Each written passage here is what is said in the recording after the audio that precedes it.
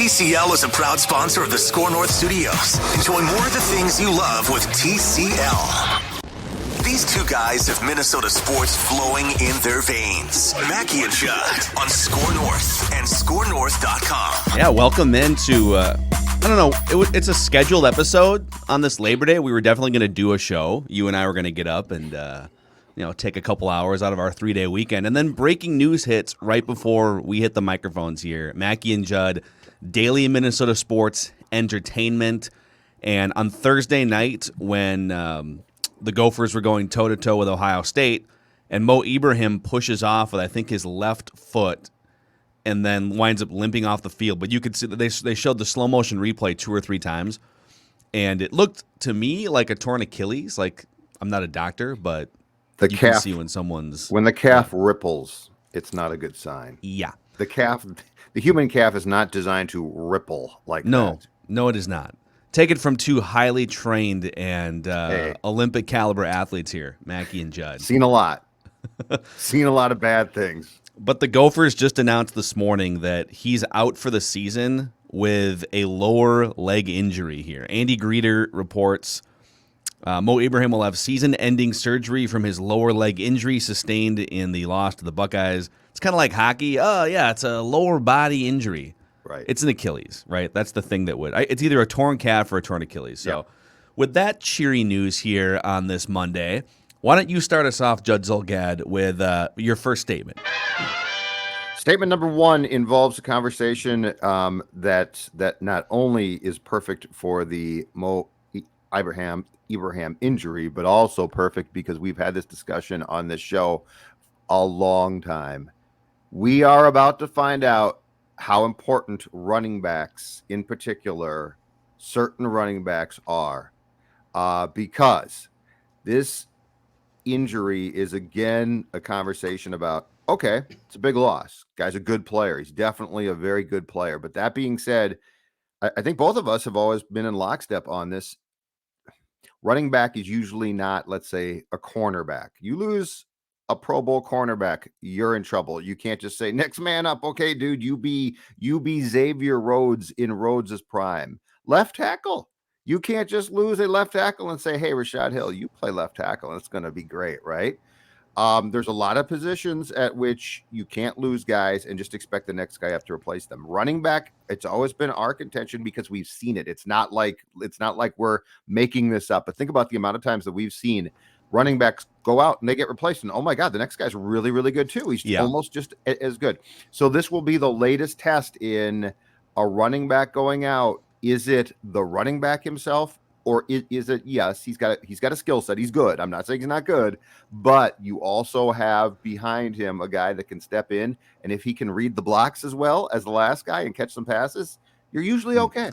So that's kind of my thought here too. Sorry, I swallowed wrong there and had a coughing attack. So I'm glad I kept. You might have to carry me. I'm glad I kept yammering. Then it's good. This is going to be my Michael Jordan flu game. Apparently, just hacking up a storm here. So I was curious because this is a big loss, and it will dovetail into my first statement in a second. But to your point about next man up, this is not a shot at Mo Ibrahim. He's a really good running back. And was already up for a bunch of preseason sort of projected awards. Like he was in the mix for, if he stayed healthy, for some big-time college football awards. He was a 3-star recruit out of high school. He was offered by the Gophers, Iowa, Kentucky, Temple, Towson. So it wasn't like SEC schools were after him. The Gophers and P.J. Fleck and that offensive line, I think, have helped elevate him to the status that he's at. He has taken the ball literally and figuratively and run with it. But I don't think this is – I'm not going to say that like, Trey Potts or Cam Wiley, who are the next 2 guys on that depth chart, are just going to step in and be as good as Ibrahim. But those guys were like pretty similar status coming out of high school, right? They were 3-star recruits. They had another decent offer or 2 outside of the Gophers in Power 5 conferences. And they're all fairly similar in terms of like attributes. And so I feel like this offensive line and the way that they leaned on Ohio State at times, one of the best teams in the country, I feel like they can create openings for the next man up. So that actually dovetails into my next statement, my first statement. Okay.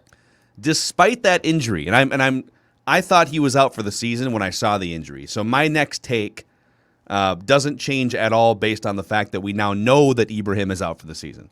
Mm-hmm. I actually feel better about the rest of the Gopher football season after watching week 1 in college football. And I got a couple main reasons for that. Number one, they hung with Ohio State. And we talked about this with Pat a little bit on Friday, but this is like the first time ever that you watch the Gophers offensive line walk up to the line of scrimmage against Ohio State. And it's not, oh my God, look how much bigger Ohio State is, right? It was, oh, okay. Like pound for pound, the size of that offensive line, all right, they can lean on Ohio State. So imagine what they can do with some of the lesser teams in the Big Ten, like a Nebraska that already got beat by Illinois in week 1. We saw some of those Big Ten teams. Yes. My God. And that's the second reason why, is that you watch the Big Ten over the weekend. Indiana got smoked by Iowa. Northwestern got smoked by Michigan State. Yep. Wisconsin looked awful offensive. Now, Penn State's legitimate, but like Wisconsin at home looked like they could barely move the ball on the ground. They might have chose the wrong quarterback. In fact, I think they did. So I was doing some digging on that kid, right? So that kid was a highly recruited 4-star recruit. Did you know that? Yeah. He got offers from Alabama, Clemson, and Georgia. When the year that they got him, my friend Tom Oates, who's now retired, but was a longtime sports columnist at the Wisconsin State Journal and is sort of the voice of like Wisconsin sports. He's essentially their Patrick. Like he knows everything. He knows all the coaches. When they got him, he was raving about like this is one of the biggest court because I had again mocked the Badgers litany of quarterbacks through the years, which are, hey, hand the ball off. And he's like, this guy's different. This guy's going to be great. That he's a huge recruit. SEC teams are trying to get him. Yeah. So what I saw on Saturday, though, was eye-opening. I mean, it wasn't sort of bad. It was really bad. Week 1's also funky in that, like, you haven't played a game in 8 or 9 months. You don't play scrimmage games. Like, you practice against each other. At least in the NFL, you're running. You might get the offensive line's going to get out there and get some. How about knowing where the safety is going to drop to or be? Like there were some passes there where I couldn't defend them week 1 or week 8. No, I agree. I think for me, it's like 30% of it is week 1 is weird, and so I'm not going to just say that Indiana's garbage. But 70% of it is okay. The Gopher schedule, Northwestern looks like it's going to be a down year. I know it's 1 week, but Indiana. I mean, you kind of called it last week. Until Indiana does it like 3 or 4 years in a row, they're still Indiana. Yes. And they got a good quarterback. But so I actually feel like Iowa is by far going to be the toughest game on the schedule based on everything we knew going into week 1 and then based on what we saw in week 1. Yep. And everything else is very gettable even without Ibrahim. I'm not saying they win all of the other games, but I'm saying all of the other games are gettable. And the Iowa game should be gettable, but you're not going to be a favorite in that game. And it's there and you don't play well there. And I agree completely. And when we did our write that down, I think last Wednesday, I predicted, and I'm not backing off. I think the Gophers now don't lose a game possibly until those last 3. I said this. We're going to win 8 games. Look, there's 2 reasons for this. There are 2 reasons for this. And the second thing was, is this a statement? Is this an official statement you're making? And the second thing was, though, I predicted. No, it's a statement off of your point, which, by the way, I agree with. The second thing was, so I predicted that the Gophers would get to those last 3 games, which are the Hawkeyes, Indiana, and then who's the last? Scotties, right? And I'm sorry, Wisconsin. And I said that they're going to lose all 3. Well, I'm not convinced of that now at all. And the other thing that's important to keep in mind is this is the one team in town I am not holding 2020 against at all. I don't read anything when you're canceling games. Like they literally, the Big Ten canceled their season and then brought it back. Yeah. Bateman opted out, opted in, opted out. So like, what can you read? It's a different thing to say, okay, you're going to play your games. They might get moved around, overcome adversity. It's another thing to literally say, we're canceling your season. Oh, you know what? No, there's too much money to be made. And Ohio State's really pissed off. So we're not going to do that now. So that's the one thing is I fully expect the 2021 for the Gopher football team should be an extension 2019. So it's not like a bad year and this is a huge disappointment. I wiped that entire season off the map for everybody. It just meant nothing to me. They also just football. to keep the excuses piling on here for last year. They also had a lot of injuries and COVID related. That's what I'm saying though. Things Guys opted out, but that was sort of like a hey, we're gonna play. Let's throw a team together season.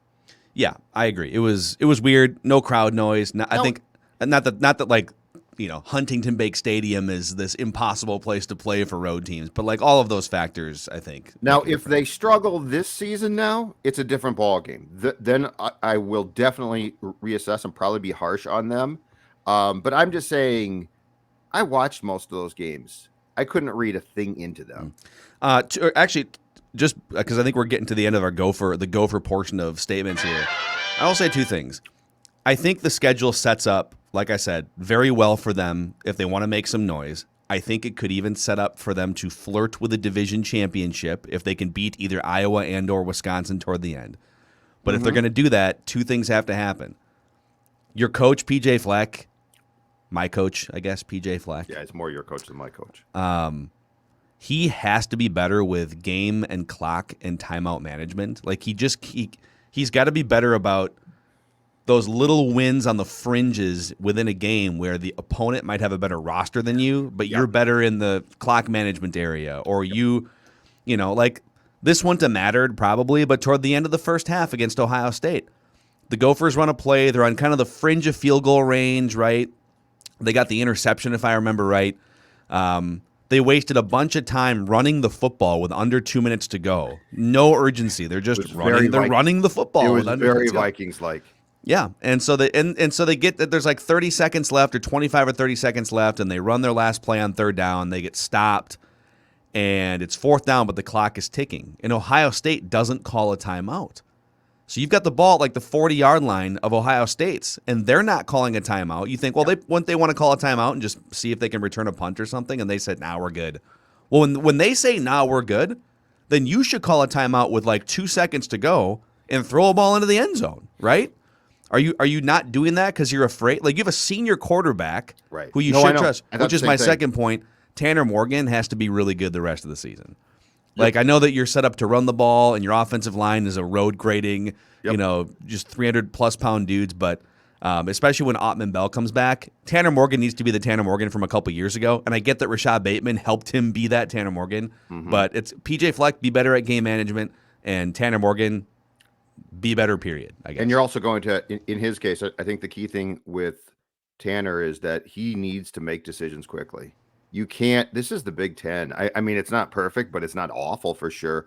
And I saw more than once, and it cost him badly once, but I saw more than once where he's dropped back in the pocket and he starts to survey the field and he brings the ball up and he's surveying the field.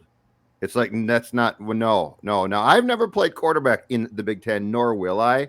But if you're in a really competitive league, you're eligible, aren't you? I think when that ball goes up, that ball has to be with the intention of coming out quickly. You can't be like, oh, hold on a second, I'm going to do this, because you know what happens? Big guys slap the ball away from you. So that was seriously, I saw that at least twice, if not 3 times, and it cost him once. But that you can't do that against good teams. Yeah. So I guess the overall message here is Mo Ibrahim's out for the season, and we're not panicking. We're not even panicking.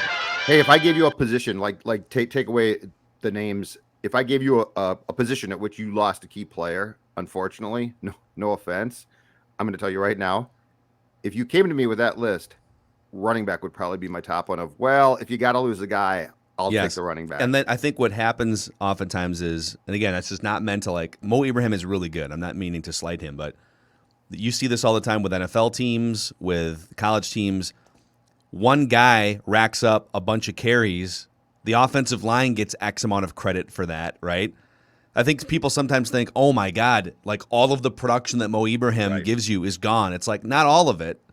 You're getting rid of his production and you're going to replace it with somebody else who ideally can also average like 5 yards a carry behind a road grading offensive line. Exactly. So I guess we'll see. And Judd's next. Oh, go ahead. They lost Rodney Smith in the first game. Was it 3 years ago now?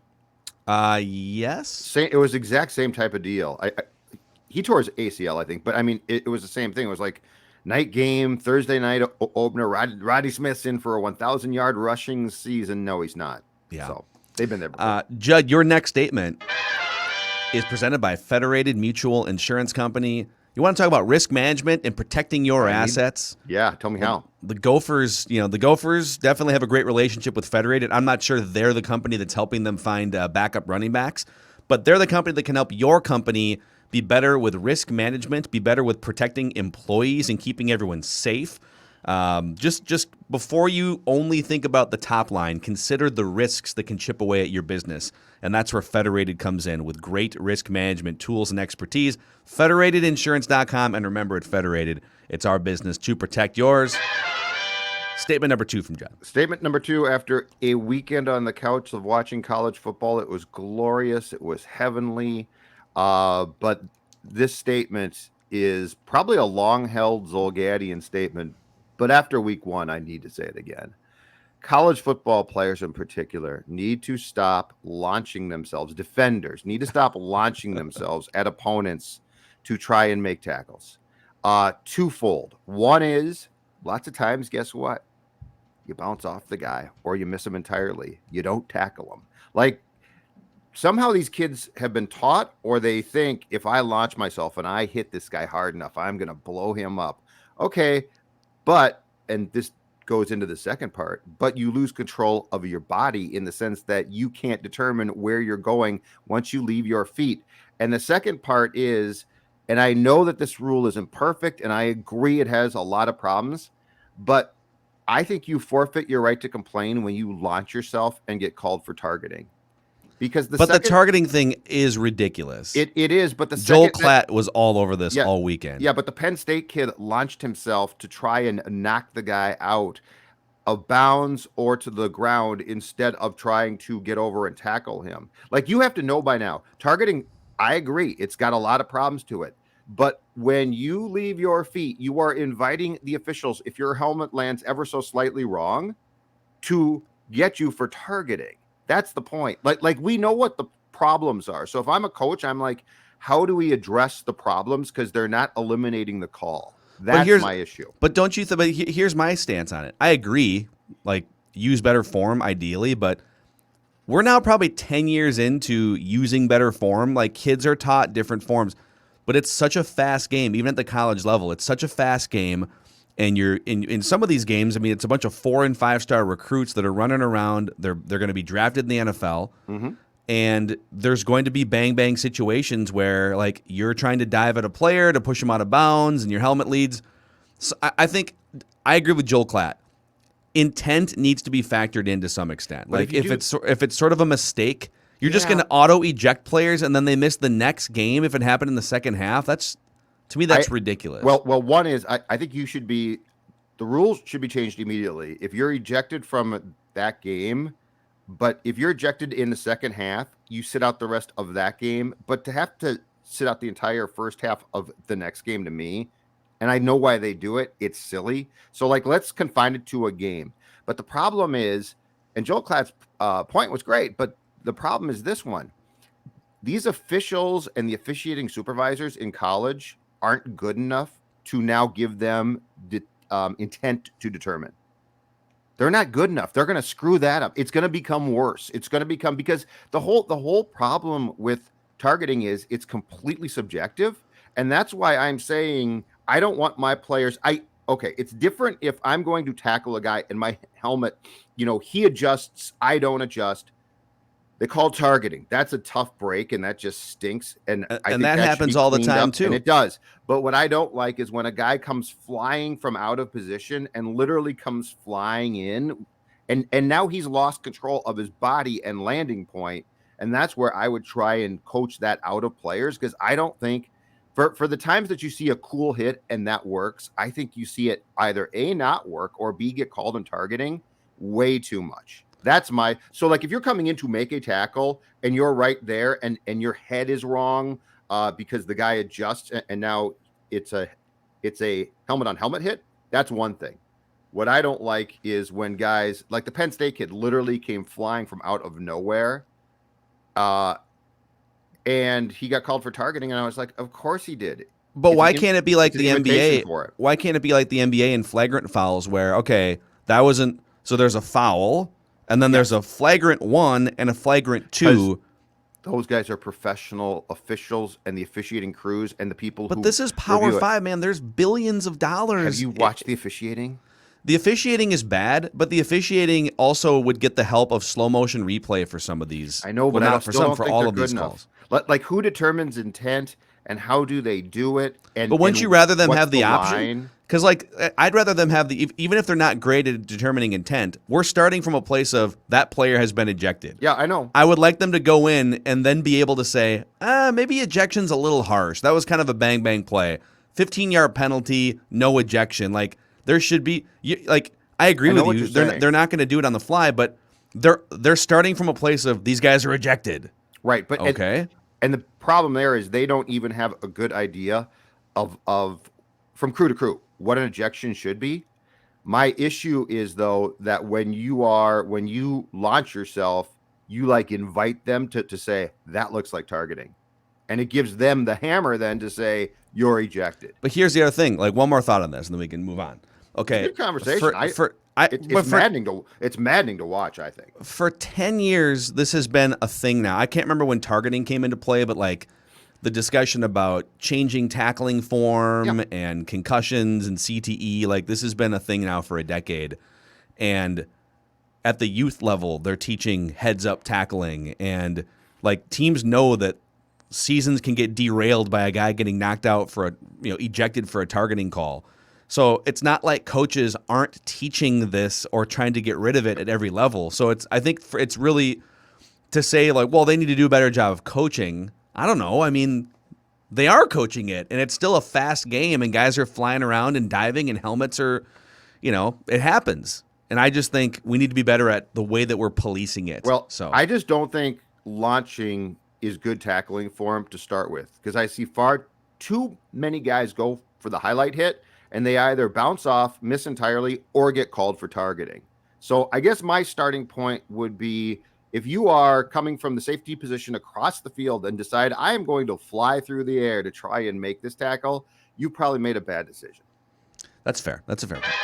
That's football coaching from Zolgad right there. Tough love. Speaking of football, let's move on to the Sunday edition here. So this will be my last statement. I'll concede to you for the last statement, but Week 1 means more than usual for the Vikings. I've been thinking a lot about this. Like ordinarily, especially with a 17-game season, not that there are throwaway games by any means, but like if you lose in Week 1, not ideal, but you can definitely overcome it. It's happened before. There's plenty of time to bounce back. But I actually think Week 1 for the Vikings this year is a make or break week. And I say that for a couple main reasons. Number one, look at the 3 games right after this, right? They have to play at Arizona, a back-to-back road game in another time zone. Like, don't sleep on that. Sure. Then but then they come back home. Yeah, against Seattle and Cleveland, 2 of the top 6 or 7 teams in the NFL. I think if you look at their whole schedule, there's probably only 4 games that you really feel good about where you're like, yep, that's probably a win. I would say the 2 Lions games. I would say the Panthers game, even though it's a road game. But that's going to be – I'm putting that game on there. That's a trap game for sure. Yeah. And then the Bengals in Week 1. So – and then secondly, I would say too that it just kind of feels like based on how the last month of camp has gone, I'm not ready to mash the panic button yet. But it feels like this thing is a little bit of a house of cards in that Cousins is prone to implosion. Mike Zimmer is on the hot seat. We don't really know if Patrick Peterson is still good anymore, right? There's just a lot of things that are up in the air until we see the offensive line. We don't really know. Darisaw is probably not going to play. Oli Udoh is new to playing right guard. So it feels like they need to beat the Bengals and get off to a good start so that things don't all come crumbling in the month of September. That's kind of where I'm at with this. I agree completely. And I mean, expectations should be high too. We shouldn't dumb down our expectations completely because that camp was sort of, I don't know, fraught with peril and 3 exhibition games, 3 losses. Okay. But it's exhibition games and, go back to Week 1. They didn't play a starter. So I'm with you. And this actually goes perfectly into my last statement, which is off of yours. I can't remember the last time I was this eager for the Vikings season to start because of that. Like, I have no idea where this is going. And I refuse to tamp down I refuse to just throw up my hands, I guess is the best way to say it, and be like, oh man, things aren't off to a good start. So I'm down to 9 wins right now. But I mean, this team, if it gels right, still could be very good. It could be. And there's nobody else in the division besides the Packers who you should be competing a ton with. The Bears, I fear you might, but you shouldn't be necessarily. And there's, now for the second year, 7 playoff spots, right? So theoretically, you should make the playoffs for sure. So yeah, I'm so eager and in some ways anxious to see where this goes, because I'm willing to say right now, I don't really have a feel for it. I really don't. But when you've got Dalvin Cook, Thielen, Jefferson, Kirk Cousins, Irv Smith unfortunately out, and a defense that's been remade, I'm willing to say expectations still have to be there, don't they? Yeah, I agree.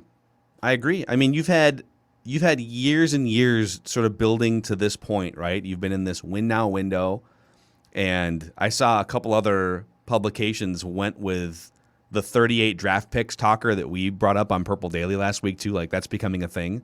We're just trendsetters on Purple Daily. Oh, it's unbelievable. You leading all of the discussions. Crunch what Rick has done in the draft, and everybody else just follows you. Yep, all the aggregators just copying Purple Daily. But they've drafted more players over a 3-year stretch than any team has ever drafted before. Where are all of them, right? Yep. Why does Mike Zimmer think they have depth issues? Why did they have to go out and get 2 veteran cornerbacks to start after you've drafted a bajillion of them over the last few years, right? So but if they beat the Bengals in week 1 and they can weather the storm of some of these tough games early on, this team just feels like it really needs positive vibes out of the gate, or things could go really sideways. And I also think I'm loath to judge week 1 a ton, because to your point about college, and this is probably not as true in pro, but it's true. There are definitely things that change a lot. But here's where week 1 intrigues me more than most seasons. Defensively, it's a brand new, basically, defense. I mean, Hunter in training camp looked fantastic. Does he come back? I mean, if he looks that good in week 1, it's like eureka. That's, the defensive tackles, Patrick Peterson. But I think I'm even more curious week 1 offensive side, because you've got the components to be a fairly high-powered offense, right? Mm-hmm. And what Clint Kubiak's allowed to call in week 1 isn't necessarily drastically going to change. It's not like you're going to get to week 4 and Zim is going to tell Clint, let's go Air Coryell this week. So we're sort of going to get a read, I think, on what Clint is allowed to call. And if it's just run, okay, pass. Run. That's not a great sign, because you definitely have an offense that is worthy of being treated with more respect than that. So I do believe that the early season games offensively will set a tone for, okay, this is what Clint is going to be allowed to do, or, oh, okay, I guess Clint's not going to be allowed to do much. We basically learned nothing about Clint Kubiak and the Vikings' first-team offense in the preseason. We didn't get to see enough of it. No. Darrisaw's banged up, hasn't really played, so we'll see. Okay, I lied. One more statement here. PXG Minneapolis is a golfer's paradise. That's my statement. They've got some of the best clubs on the market. I saw someone on, I think it was one of my TikTok, I follow a bunch of golf people on TikTok, testing out the new Gen 4 driver and hitting it like 350 yards down the middle. I wouldn't be able to hit it that far, but you guys might be able to. Go check out the new Gen 4 golf clubs at PXG, the best clubs that they've ever made. PXG Minneapolis and Southdale Center.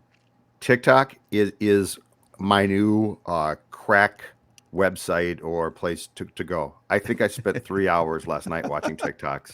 It's a blast. It's unbelievable. It used to be Twitter, but now it's just sort of TikTok it's got everything. I was watching the Sopranos stuff. I was watching a bunch of, it's great sports stuff. Dude, it is. And we should put a shameless plug out that we're almost to 1,000 followers on the Score North TikTok account. So check us out. We're putting stuff out on a pretty daily basis. Judd's doing some dances. I'm doing a TikTok thing, yeah. Yeah, it's great.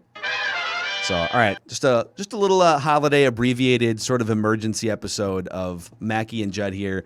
Be sure to check us out on our other daily show, Purple Daily, the Marconi finalist, Purple Daily. That's right. As we head into Vikings Week 1, that's a wrap on Mackey and Judd. We'll see you guys tomorrow.